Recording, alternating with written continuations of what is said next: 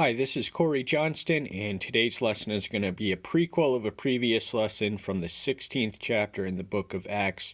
We covered the range of verses 16 through 40. We're going to cover the first 15, but there's a lot of interesting stuff we need to discuss from the previous chapter, the famous council at Jerusalem, which settled and quashed early controversies which were significant in the development and evolution of early Christianity. And it all began in the first verse we read, "And certain men came down from Judah and were teaching the brothers, unless you are circumcised according to the practice of Moses, you are unable to be saved." Now we read that and we think that's silly. Does my salvation depend on whether I am circumcised of the foreskin of my penis? But we have to appreciate the Jewish mindset. This was a sign and symbol given from Abraham, given from Yahweh to Abraham, which sealed them. Their identity was so wrapped up in the circumcision that they were unable to accept and include and even invite the uncircumcised Gentiles. So, verse 4, "And having arrived in Jerusalem, they were received by the assembly and the apostles and the elders, and they reported all that Elohim had done for them." This is Saul and Barnabas. Saul has completed his first missionary journey. He launches on his second in the 16th chapter. Then Peter rises up and explains his experience with Cornelius converting the Gentiles, as he did in the 10th chapter, and how in the 11th too. Now it was all aligned with the promises of prophets. Then in verse 12 we read, "And all the crowd was silent and were listening to Barnabas and Paul, declaring how many miracles and wonders Elohim did among the Gentiles through them." So their first missionary journey, they roughly span the range of Galatia, and that is the earliest epistle written by Paul. The Jerusalem assembly takes place in the year 50. Galatians was written in 49, but most of his missionary work was in that area, which was a big stretch of province in Asia Minor. We'll get to the geography more in the passage we're going to cover today. Then James, the brother, the one who struggled, who doubted the deity of his biological half-brother while he was in the flesh, but who became a stalwart leader of the Jerusalem assembly, the bishop there, and also the author of an inspired epistle included in the New Testament, says, "Therefore I judge that we should not trouble those from among the Gentiles who are turning to Elohim, but that we write to them to abstain from the defilements of idols, and from whoring, and from what is strangled, and from blood."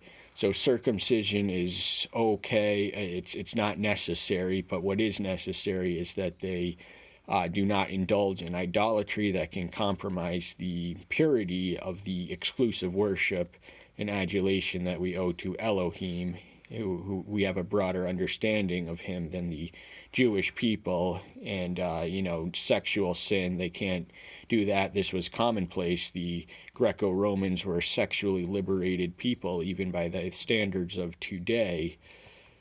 But the Christian way is far different, as different from the sun as the moon. And these are just dietary. The Jews elevated blood to the equivalent of life in Leviticus 17, 11, and 14. So they were commanded to refrain from eating the blood. And what is strangled just would have been another dietary peccadillo. Then, after the business is concluded there, that in Antioch were Barnabas and Judas, being called Barsabbas, and Silas leading them among the brothers. That's the company they with.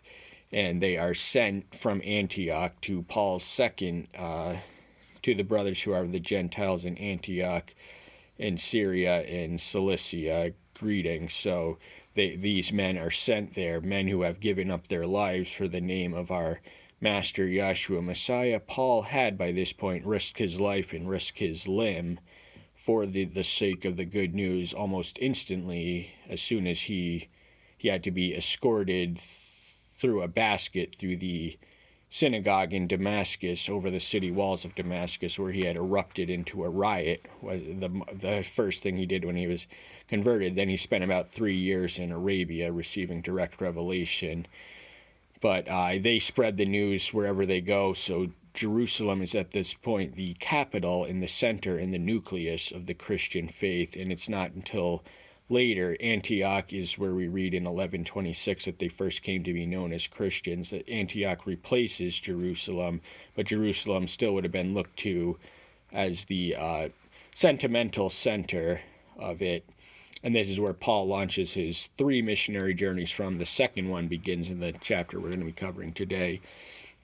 And having spent some time, they were sent back in peace from the brothers to the apostles. But it seemed good to Silas to remain. Silas is Paul's missionary traveling companion in his first missionary journey.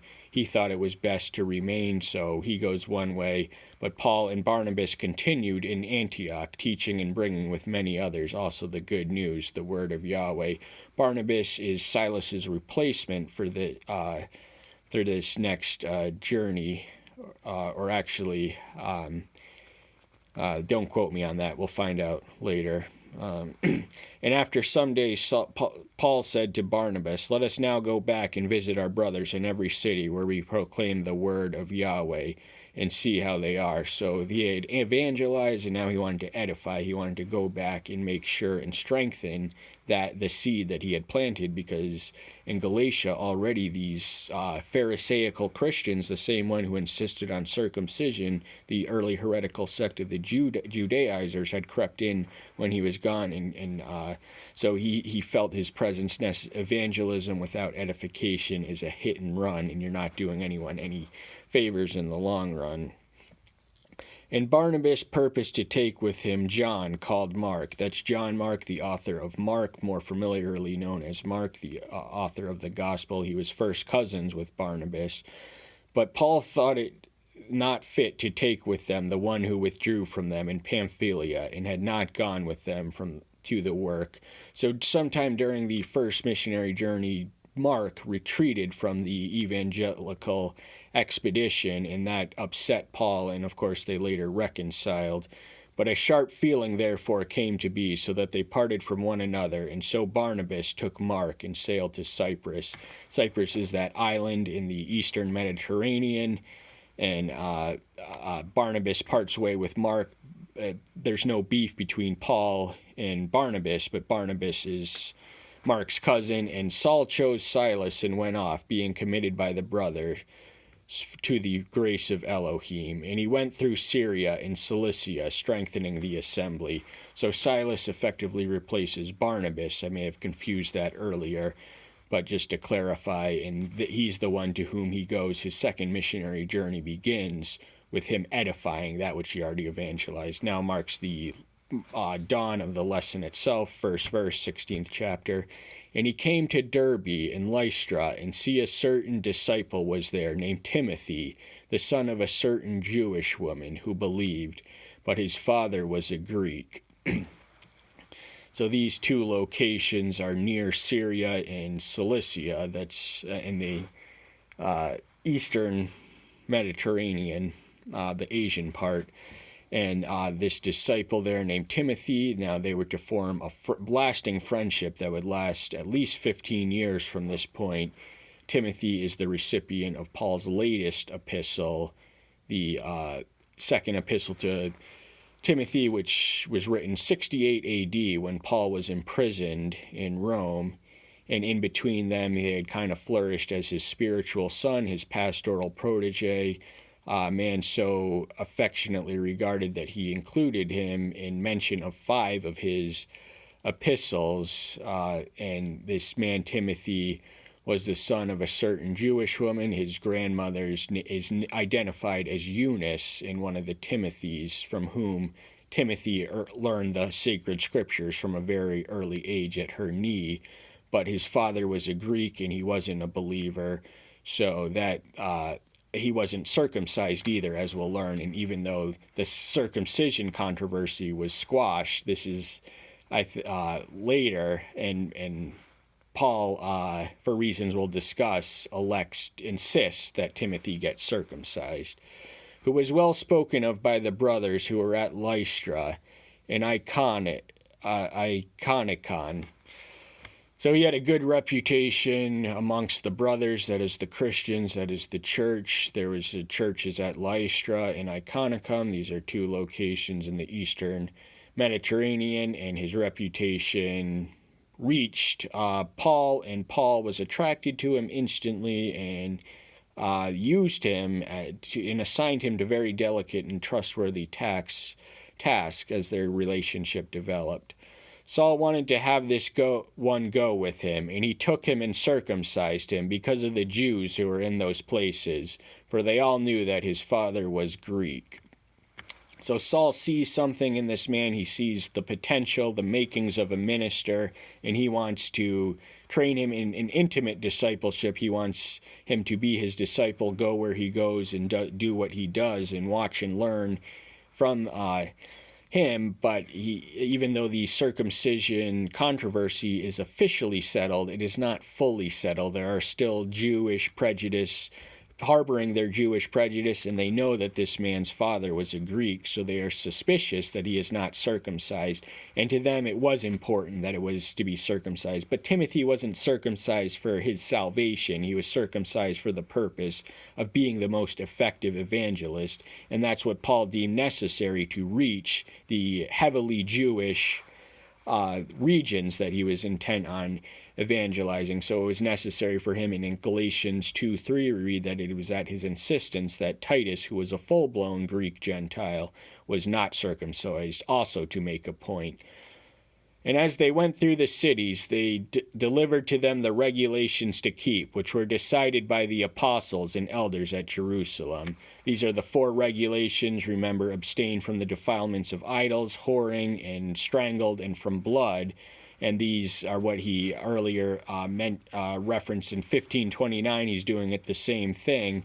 He's going through the cities that he had early evangelized, and is edifying and uplifting and exalting and strengthening them with the news, and faithfully delivering the message and the report of the ruling of the apostles. They ruled unanimously, and they were authoritative, and there was no sense of disagreement. The Spirit was in harmony with each one. They each had a clear-cut signal and revelation that the future of the church rests in the Gentiles. There indeed the assemblies were strengthened in the faith and increased in number every day. So we witness qualitative enhancement. They are strengthened in the faith. Faith is a quality. It cannot be measured or anything like that. It cannot be quantified, but they are increasing in number, so that means there's more. They're growing in increase in population and people. There are more coming each day, but they are also strengthened in the faith. So the influx of all the newcomers, the accelerated influx, does not compromise the faith, and a lot of time that happens when churches grow from local churches to mega churches. Then more sinners creep in and more of the world creeps in, and that's just the unfortunate fact. But they were not yet at that stage of evolution and development.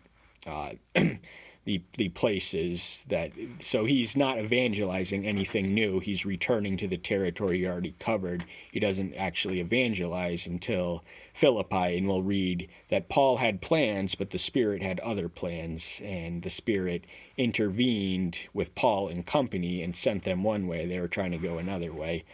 And having passed through Phrygia in the Galatian country, they were forbidden by the Ruach Kadesh to speak the word in Asia. Phrygia was a territory in the Roman province of Asia Minor, which corresponds to the modern country of Turkey. It was the 2 major cities there were Iconium, I believe we already mentioned that, and Antioch, not to be confused with the one in Syria. But Galatia was the region that is the recipient of Paul's epistle to the Galatians. It is a territory in south central Asia Minor, more to the center than the south, but it's originally settled by Gaulish people from France, so hence its name Galatia, Gaul. It is settled by Gallic people, but it is under Roman jurisdiction, and it is in Turkish territory.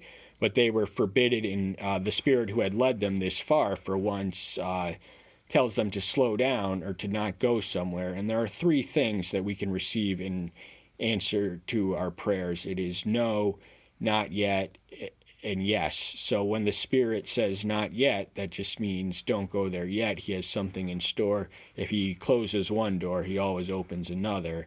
And because of the Spirit's direction, they were more effective evangelists. When they came to Mysia, then they tried to go into Bithynia, but the Spirit did not allow them. So Mysia was in northeastern Asia Minor, and Bithynia was to the east of it, and this is the next direction that they pull. But a man plans his plots, but the Yahweh guides the steps, we read in Proverbs. So what we witness here is the Spirit once more intervening and preventing them from going one way, and then they passed by Mysia. Then they came down to Troas. Troas was located some 10 miles from the ancient city of Troy, which connected the Aegean and the Black Seas. It was a significant seaport, which would have been central to the trade between the Grecian people. So much of Asia Minor was, in fact, the western part was, in fact, settled by people of Grecian descent, and so that was necessary. The port and the connection, they traded commercial commodities as well as language and ideas from this geography. And in the night a vision appeared to Saul. A man of Macedonia was standing, begging him and saying, "Come over to Macedonia and help us."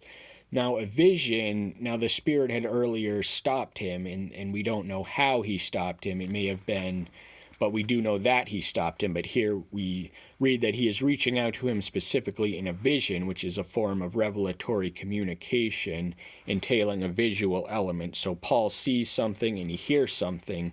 Visions almost always supplement not only the visual sight, the sense of sight, but also the sense of sound. So he hears this man speaking, and he's begging him to come to Macedonia. Macedonia was on the European continent. It was to the north of the country of Greece, which was known as the province of Achaia in the Roman Empire. But Macedonia is where this man is calling, and it is to there. He has trust in the authentic vision that he heads. And when he saw the vision, immediately we sought to go to Macedonia, concluding that the Master had called us to bring the good news to them. Now the he is Paul, and the we includes Luke. Luke is the author of this book, the book of Acts, as well as the Gospel of Luke. He authored at least a quarter of the New Testament, Paul roughly a half. So between them, that's 3/4 of the New Testament, and Paul's theology was heavily influential on Luke. He did travel with him, and he did learn from him and live with him. And he, beginning at this point in this juncture in the narrative, whenever he says we, that means the author is personally involved, an eyewitness. And he having received the report of his revelation, he does not resist the conclusion that the Master had called us. So even though it came to Paul, they were with Paul, and by connection they went with Paul to Macedonia. Therefore, sailing from Troas, we ran straight course to Samothrace, and the next day came to Neapolis. Now Samothrace was an island in the northeastern Aegean Sea, and Neapolis was the seaport for Philippi. It was 10 miles away. Philippi was 10 miles inland, and it is the modern a modern city of Cavalia. So this was a real place, and because Philippi's value was on its land trade route connecting east from west, but south to it had a seaport, which was also connected to the trade of this busy city. And from there to Philippi, which is the principal city of that part of Macedonia, a colony, and we were staying in that city for some days. So Philippi is where the Spirit has them settled. They are constantly on the move. Now they are settled in a single location, that is Philippi, the capital city of Macedonia. It was named after Alexander the Great's father, Philip II, the one who conquered the unruly, hitherto ununited Greek city-states. He brought them under his control, and because he did, Alexander was able to bring the combined forces of Macedon and Greece to conquer much of the known world. And but Philippi was also the site and center of, it was near the city of Philippi, on the plains of Philippi, that a decisive, significant military battle was fought in the Roman Empire between the Republican forces of Marcus Junius Brutus and Gaius Cassius Longinus and the Caesarian forces of Octavian Caesar, later known as Augustus Caesar, and Mark Antony. Even though they became enemies, they were initially allies, and they defeated them at the plains of Philippi. And since then, Philippi, a lot of military veterans were scattered there, so they were a free, autonomous governing. They had the power to mint their own coins. They were a free city. Everyone in that city was a Roman citizen, and the presence of the military contingent, the veterans, lent the loyalty to that city, so they could be trusted. There was no military garrison in the city. It was settled largely by infantry veterans, but the evangelical companion, the traveling team, are staying in there for some days. So whereas they are previously and priorly always on the move, they are settled. And here is one of the dramatic highlights. We already covered the lesson. We only got a few more verses to go. And on the Sabbath we went outside the city by a river, where there used to be prayer. And having sat down, we were speaking to the women who met there. So the Sabbath is the seventh day of the week. That is Saturday. That is the day of rest. That is a day of worship. That is a day for fellowship. And this is a day when Jews would have been gathered. Now, if there were 10 of them in a town, that means a synagogue had to be formed. But even in this vast metropolis, there were not even 10. So the Jews like to gathered by a river, and they went to prayer there. And that's who Paul first reaches out to. It's the Jewish people, and even though a man approached him in the visit, we find him in the company of females who met there. And a certain woman named Lydia, a seller of purple from the city of Thyatira, worshipping Elohim, was hearing, whose heart the master opened to pay attention to what Paul said. So this woman is known by name as Lydia. She was a merchant from the city of Thyatira. This was located also in Asia Minor. It is one of the 7 churches that John addresses in the book of Revelation, and it was famous for the purple dye. Purple was the color of royalty. It was also prominent in Phoenicia. It was the most expensive dye, and that's what she trafficked in. But more importantly, she worshipped Elohim, and she was converted and convinced by the message of Paul. So because she worshipped Elohim and Paul came, she instantly recognized one of her own, and she was converted on the spot. So she is the first European convert. It is Lydia, seller of purple from Thyatira, who is a first European convert of Christianity, and Christianity became a European religion largely when the Muslims wiped out the Asian and African presence. But we did begin as an Eastern movement. And when she was baptized in her household, she begged us, saying, "If you have judged me to be believing in the Master, come to my house and stay." And she urged us. So she goes right to it. She gets baptized. They are by the river, so that would have been a baptism by immersion. And she invites them to stay with their household. She's going to host them while they are. And Paul didn't have, he relied on the charity of strangers. And here we meet him connecting with such a one who is given to the Christian virtue of hospitality, without which the missions, no matter where they are, no matter what age, no matter what part of the world, missions cannot flourish in the absence of hospitality. So they are reliant on natives to extend hospitality, to welcome them in their home, and to give them a safe sanctuary. And she rests her credentials on her overture as the sincerity of her faith, which Paul, being of a sincere faith, would have recognized and gravitated towards one who is similarly minded. And that's where they find them in the 40th verse. They return after a brief bout in prison. We covered that in the lesson that comes after the range of this, but that's all the time we have for today. Thank you so much. I'm so glad you're here. Stay tuned until next time. I'll see you then. Bye-bye.